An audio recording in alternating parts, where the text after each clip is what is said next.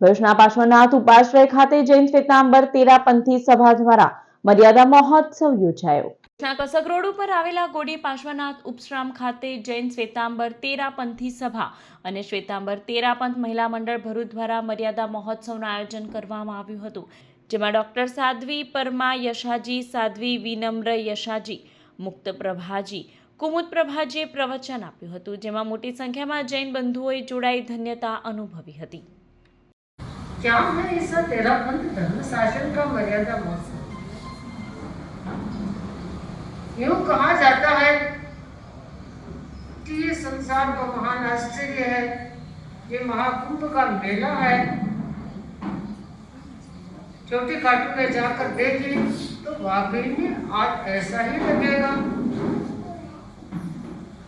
पर हमारे यहाँ पर भी एक छोटा सा महाकुंभ का मेला भरूच, अंकलेश्वर और बड़ौदा वालों का भी हो रहा है.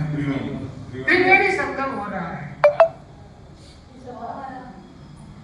ये मर्यादा महोत्सव इंसान को गुड टू गॉड बनाने वाला है.